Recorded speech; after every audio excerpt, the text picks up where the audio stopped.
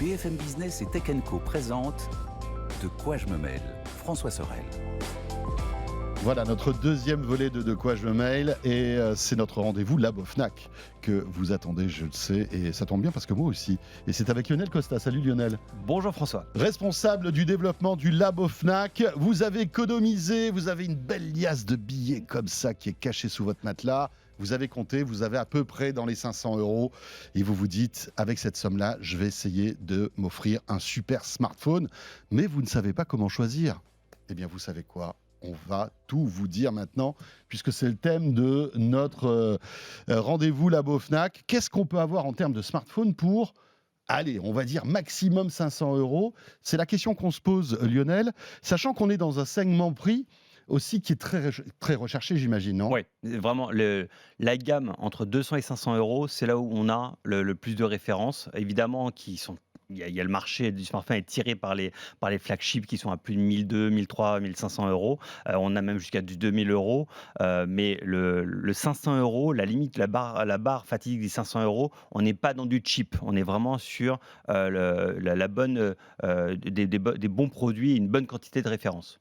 Alors déjà, première chose, on peut se dire, est-ce qu'on a exclusivement que de l'Android pour ce prix-là ? Parce que c'est vrai qu'aujourd'hui, le marché se partage entre Android et iOS. Ouais. Est-ce qu'on peut s'offrir un iPhone à moins de 500 €? Le J'ai vérifié avant de venir à l'émission. Je voulais quand même éviter de dire des bêtises parce qu'il peut y avoir des opérations commerciales, il peut y avoir des petites choses. Aujourd'hui, à moins de 500 € en produit neuf, il n'y a que de l'Android. Exclusivement que de l'Android. Le premier prix que l'on a actuellement en iOS, c'est l'iPhone SE version 64 Go. C'est la plus petite base de stockage. Elle est à 559 €.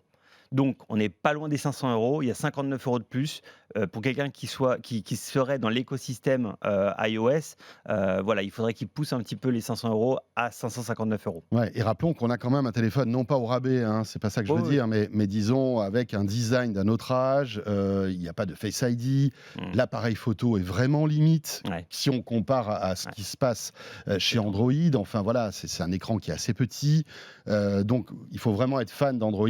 Peut-être à ce moment-là, c'est peut-être le conseil qu'on peut donner, c'est se retourner vers le Oui. reconditionné, ou pour la même somme, on pourrait taper peut-être sur un téléphone un petit peu plus récent, mais d'occasion, hein. Oui, oui, très rapidement, j'ai pu vérifier. J'ai trouvé le même iPhone SE en marketplace et en reconditionné à moins de 150 €. Voilà, Moins de moins de 150. 150 €. Ah ouais, Et en reconditionné. Après, voilà, c'est toujours le oui. savoir, est-ce qu'on veut prendre de l'occasion? Beaucoup de gens préfèrent acheter du neuf et ça se comprend. Mais le reconditionné, je rappelle quand même que le groupe Fnac Darty, qui est le premier réparateur de France, quand on vend en seconde vie des produits, ils sont garantis 2 ans. Donc ça rassure quand même Ouais, c'est l'acheteur. ça. Moi, si j'achète sur Leboncoin ou sur une autre plateforme, c'est vrai que la garantie, je ne l'ai pas. J'ai la garantie sortie, sortie du lieu de rendez-vous. Point final, ça s'arrête Oui, là. c'est ça. Mais là, voilà, le reconditionné, c'est vraiment une bonne option. Les stocks en reconditionné sont limités, évidemment. On n'a Oui, pas un stock puisqu'en fait, tout dépend du marché, de l'offre et de la et du demande retour. et du Exactement. retour, hein, c'est ça. Mais c'est quelque chose qui est vraiment à regarder quand on sait qu'on est dans l'intention d'acheter. Ne pas hésiter à regarder tout ce qui est seconde vie, et ça peut même nous orienter sur le choix en disant: «Là, j'aurais pas pensé à cette marque. Tiens, bah, cette marque-là, elle est en Mmh. reconditionné, c'est un truc intéressant, je vais regarder les éléments qu'on va aborder après et qu'est-ce qui était important à regarder? Et ben, ça correspond, je peux acheter». Voilà, donc important, hein, là, on vous parle de smartphones de moins de 500 € mais neufs. Oui, Le reconditionné, c'est une autre histoire. On peut exactement. taper un petit peu plus haut en termes de qualité. Oui, Mais c'est vrai que le constat, quand même, est dur, hein. C'est-à-dire que pour moins de 500 € officiellement, on n'a pas d'iOS. Voilà. c'est ça. Mais en revanche, côté Android, on a, et on va vous le dire, parce que évidemment, Lionel va vous proposer sa sélection, bien évidemment. On se retrouve avec des marques qui ont pignon sur rue, hein. Ça peut être du Sony, du Xiaomi, du Google Pixel, Mmh. etc., etc. On va y revenir.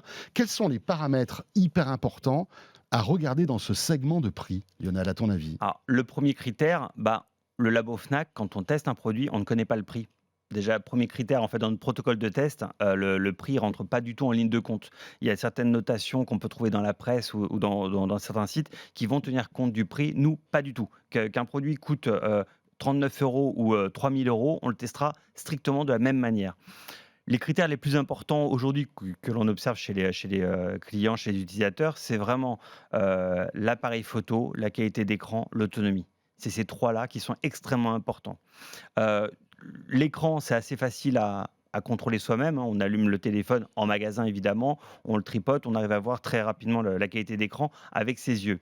La partie autonomie, c'est déjà beaucoup plus compliqué. Oui, On va oui. se fier On à... va pas rester 24 heures dans une Fnac en attendant que C'est le ça. téléphone s'éteigne. Bon, téléphone qui fonctionne 24 heures, on n'en a pas encore, mais, Ouais. on s'en rapproche. Et pareil pour la partie appareil photo. Si on est dans un magasin avec plein de lumière, des spots de tous les côtés, on va prendre des photos, on va se dire c'est joli. Arrivé chez soi, on a une petite lumière un peu lounge, un peu tungstène, etc. Et on se On rend n'aura compte pas que du tout c'est la pas même la même qualité. histoire. Ouais. C'est pour ça qu'au laboratoire de la Fnac, on essaie de relever l'ensemble des éléments qu'on ne peut pas percevoir immédiatement en magasin. Donc, c'est quoi les axes? Donc, on a dit, on a la partie écran, la partie autonomie, la partie appareil photo. On mesure aussi la partie audio haut-parleur des smartphones. C'est peut-être pas tout le monde, mais certains utilisent les haut-parleurs pour écouter la radio, pour écouter même les infos ou Oui, bien sûr. pour regarder des vidéos sans avoir de Mais casque. même faire du main libre, tout simplement, passer un Exactement, coup de fil en main libre avec le exactement. haut-parleur du téléphone, ça nous arrive souvent, hein. Exactement, et ça, et donc on a des vraies différences entre les haut-parleurs des produits. Certains d'ailleurs, alors petite astuce, juste pour la partie audio, quand le smartphone a 2 aérations sur le bas, on se dit: «Bon, bah, c'est un stéréo, il a 2 haut-parleurs». Mmh. Non, la plupart du temps, malheureusement, il y a un seul haut-parleur, mais c'est pour des raisons de design. C'est plus quali de mettre des trous des 2 côtés, mais en fait, le son ne sort que d'un seul côté. Voilà. Ouais. Petite astuce là-dessus, et on teste aussi, et là, c'est vraiment notre fierté, 2 éléments extrêmement importants, c'est la radiosensibilité. C'est-à-dire quoi? C'est-à-dire la capacité du téléphone à émettre, à recevoir la 2G, la 3G, la 4G. Ce qui est quand même important, hein, la qualité du réseau. C'est évidemment, un téléphone qui n'arrive pas à capter ou qui capte très mal, il consommera plus de batterie, il fonctionnera très, très, très, très mal. Et on a la partie performance aussi, où on a développé des outils de mesure, de benchmarking, mais propres au labo de Fnac, hein. C'est pas des boîtes noires où on ne Mmh. sait pas ce que ça donne. C'est des vrais résultats qui sont basés sur des critères objectifs, complètement développés au labo de la Fnac, et qui nous permettent de dire bah, la sensation de fluidité, de rapidité sur mon smartphone, comment j'arrive à savoir si celui-là est plus rapide qu'un autre? On le mesure, et ça, on le donne avec le petit axe performance. Donc voilà les éléments les plus importants pour arriver à bien choisir le produit. Sur la partie taille d'écran, c'est un élément qui est assez important et qui ne vaut pas une note, hein. C'est pas parce qu'il est petit ou grand qu'il est forcément bien ou Non, pas bien. parce qu'après, tout dépend des usages et des goûts Ouais, de chacun, hein, finalement. exactement, et c'est vrai qu'avant, on avait un petit peu toutes les tailles. Là, on a vraiment, ça se balade entre 5,7 et 6,8 pouces, grosso modo. D'accord. On est, en centimètres, ça fait du 14 centimètres à 18 centimètres, hein. C'est à peu près, cette taille-là, si je ne sais pas si on voit, c'est l'écart de doigt qu'on a ici, en diagonale. Et petite chose, enfin, gros intérêt technologique qui est arrivé, donc c'est l'OLED qui est là depuis quand même un petit bout de temps maintenant, mais sur les produits à moins de 500 €, c'était pas si présent Non. que ça. Et ça se démocratise. Exactement. Et Voilà. donc là où il y avait que du LCD, du truc classique, là on a du OLED, on a vraiment des beaux écrans qui avant étaient placés Oui. uniquement sur les flagships et qui redescendent en fait dans les gammes. Donc un intérêt génial. D'une manière générale aussi, on se retrouve avec une constatation. Je pense que tu vas aller dans mon sens, mais aujourd'hui, un smartphone à 500 € équivaut à un flagship d'il y a peut-être 3-4 ans, Ouais. finalement. Ce qui n'était peut-être pas Ouais. le cas avant. On Ça se va retrouve peut-être même avec. plus vite. Ouais, ça va peut-être même encore plus vite que ça. Ouais. Mais Donc c'est plutôt intéressant. c'est hyper intéressant, et après, c'est vrai que les fabricants veulent toujours communiquer sur des specs de plus en plus élevés avec la dernière puce, et Mmh. cetera. Mais il ne faut pas oublier qu'il y a un équilibre à avoir entre la capacité de la batterie et la puissance de consommation du processeur. Si on a un processeur qui est très puissant et que la batterie, on a toujours la même place pour le mettre au niveau du Mmh. design, ça serait une batterie qui, malheureusement, une autonomie qui va être réduite. Donc même avec un processeur pas forcément la dernière génération, pourrait être parfait et fonctionner de manière tout à fait équilibrée avec une batterie suffisamment conséquente, et avoir vraiment un ensemble très homogène et très polyvalent pour la majorité des gens. Est-ce que dans ce tarif-là, on se retrouve avec un téléphone qui récolte le maximum d'étoiles du labo? Alors, on a justement un produit qui a 5 étoiles. Et je suis assez content parce que c'est un produit, enfin c'est un smartphone et une marque que j'aime bien, mais c'est pas de mon fait qu'il a obtenu ça. C'est le Sony Xperia 10 IV. Donc c'est un Sony Xperia, c'est un Android évidemment, qu'on vend à 369 €, Ah qui oui, a donc il est bien en dessous de ouais, 500 en plus il est euros. même pas tablé à 499, Ouais, il est vraiment ouais. à 369 €. C'est un très, très bon produit avec une note d'autonomie de 10/10. En fait, celui-là avec nos tests d'autonomie, il arrive à durer 16h02. 16h02, on est vraiment nous, on est des hards, hein, Ouais, vraiment, ouais, on est ouais. intense, hein, sur la partie autonomie, on le laisse tourner, il y a pas de Oui, vous pause, malmenez la batterie, on y va à avec fond. beaucoup d'usages En fait qui, en fait, c'est comme si on était à scroller, à naviguer sur internet pendant 16h02, en fait, grosso modo, avec, la luminosité de l'écran calée à 200 candela, parce qu'on cale tout le monde de la ouais, même ouais. manière, on ne veut pas, Oui, bien sûr, handicaper ou défavoriser, défavoriser ou favoriser un modèle plutôt qu'un autre. Donc 10/10 en autonomie, on obtient 8/10 en performance, c'est-à-dire que la puissance de calcul du processeur permet d'être suffisamment fluide et rapide pour, 8/10, va vraiment faire un maximum de choses. Sur la partie radiosensibilité, pareil, au niveau réception, communication, on est à 8/10 également. d'accord. Donc un produit donc il mérite ses 5 étoiles grâce à ça, et une qualité d'écran qui est à 7/10, qui a des petits soucis sur la colorimétrie. Mais quand je dis soucis sur la colorimétrie, ça veut dire qu'effectivement, les marques ont tendance à un peu saturer les couleurs. Donc on va se retrouver avec, si on prend, alors j'ai rien contre la Bretagne, hein, si jamais on est, en Bretagne et qu'on a un ciel un peu gris, Ce qui peut arriver on de temps en ça temps. peut arri bon, on se retrouvera à Punta Victor Cana qui sur nous l'écran. Victor Jakimovic qui nous écoute peut-être, On sait. va bien rigoler. Ouais, Donc, c'est on va dire le meilleur rapport oui, qualité-prix. oui, Le seul smartphone de cette sélection qui a 5 étoiles, oui, donc on est d'accord. à moins de 500 €, oui. Son petit point faible, donc, c'est l'écran. On est d'accord, il est 5G, j'imagine. Oui, bien sûr, oui. Voilà. Donc, et c'est intéressant parce que finalement, Sony, qu'on croyait plus ou moins être en train voilà, de mourir dans le monde du smartphone, a un Ouais. produit qui, selon vous, est l'un des meilleurs du moment.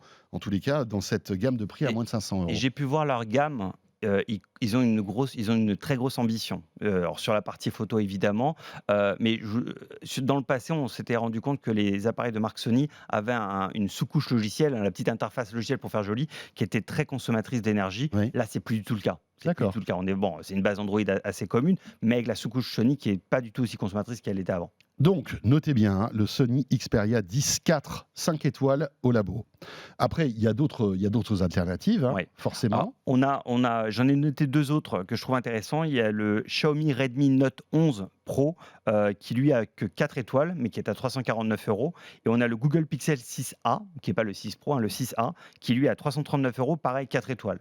Donc 2 produits 4 étoiles, c'est pas à rougir. Je veux Non, dire, non. c'est vraiment des bons produits et sachant qu'on est extrêmement exigeant. C'est pour obtenir 5 étoiles, je rappelle sur toutes nos sélections, on est à peu près à 15 de tout ce que nous testons arrive à obtenir 5 étoiles. Ensuite, c'est un peu moins, 4 Ouais, ouais, d'accord. Donc, c'est vraiment, il y a peu d'élus, il y a finalement, très peu hein. d'élus pour le 5 étoiles, donc 4 étoiles, c'est très, très bien. Ouais.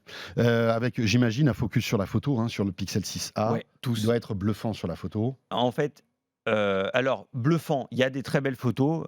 J'ai du mal à dire bluffant parce que peut-être que j'en regarde trop. En fait, Ouais. maintenant, Enfin, en tout je cas, c'est ce qu'on dit ouais, concernant ouais, le ouais. Pixel. Oui, non, ils ont fait un énorme effort par rapport à ce qu'on pouvait avoir, avant et à 4 étoiles, en fait, ça pardonne pas. Si jamais, on veut obtenir un très bon produit, le fabricant a tout intérêt à mettre le paquet sur la partie photo, Mmh. mais également sur la partie processeur.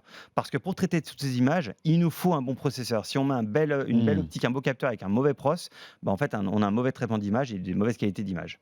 Alors, ce qu'il y a de bien, c'est qu'on est allé un petit peu plus loin et vous avez regardé quel était le meilleur smartphone le moins cher possible. Oui. Ça, c'est intéressant parce que vraiment, on pousse dans les derniers retranchements vos tests et on tombe sur, encore une fois, un Xiaomi qui, eh bien, voilà, fait partie de ces téléphones depuis de très nombreuses années Mmh. qui ont d'excellents rapports qualité-prix. Oui, et je parlais donc de ceux qui cherchent à faire la meilleure en photo avec le Pro et que c'est celui-là, c'est pas un Pro, c'est un S. C'est le Xiaomi Redmi Note 11 S qui lui est à 4 étoiles, donc très bon produit, et qui est à 249 €.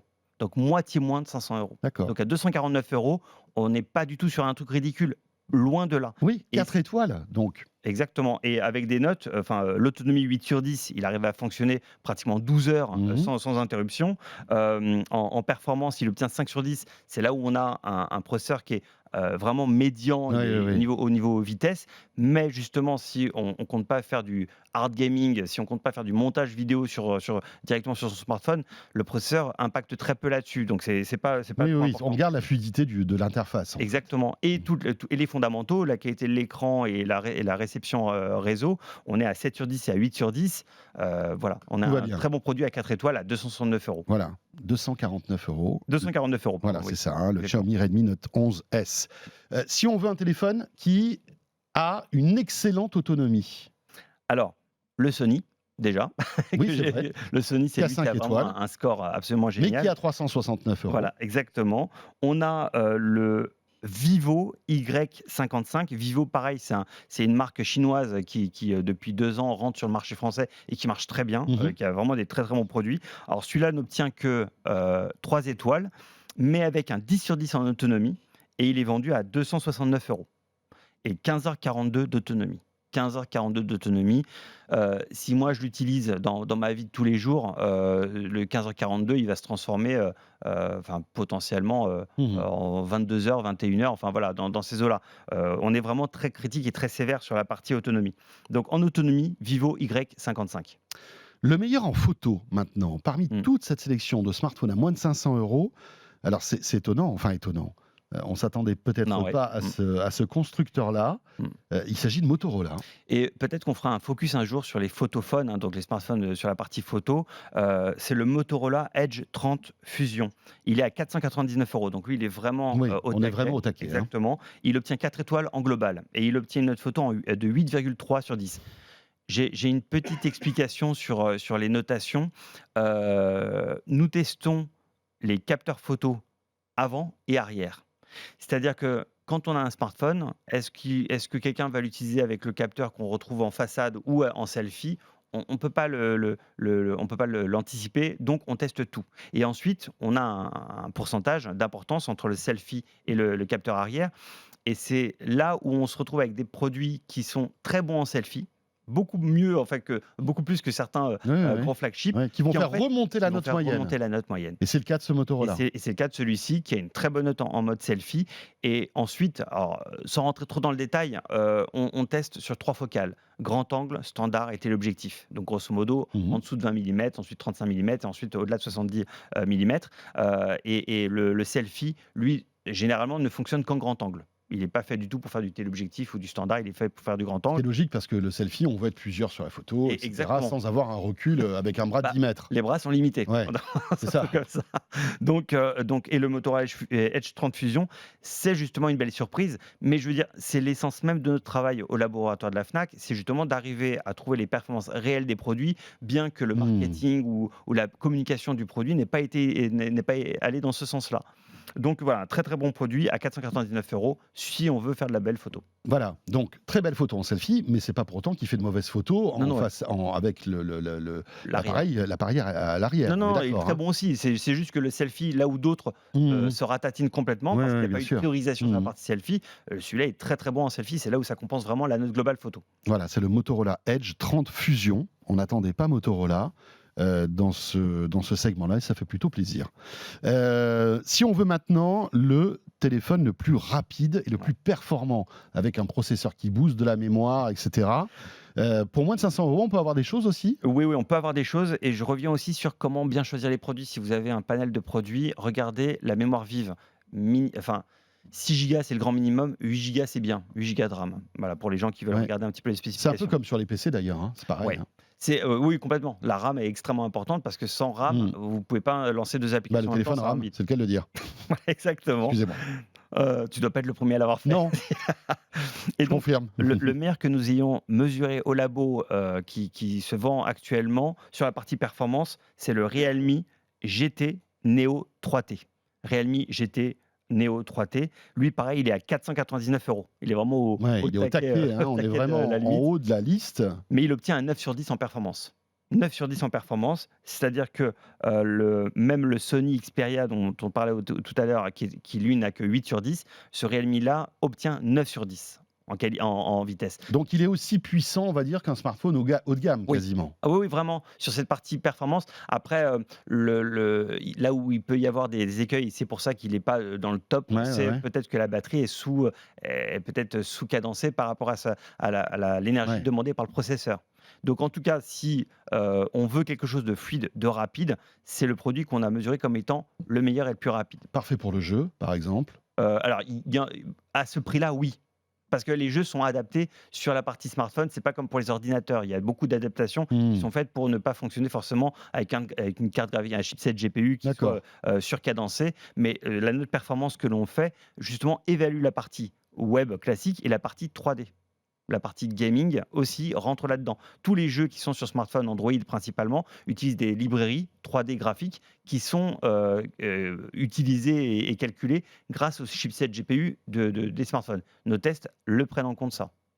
Très bien. Alors que c'est vrai qu'on se pose des questions sur Realme en France, hein. Il semblerait que en fait, la société est un petit peu en sommeil. Alors malgré tout, c'est pas pour autant que les téléphones vont s'arrêter d'être Oui, distribués. on en a plein, oui. Mais disons qu'il y a des questionnements concernant l'avenir de Realme en France. Est-ce que c'est un paramètre à prendre en compte, ça, Non. ou pas? Enfin, en tant que client, Non.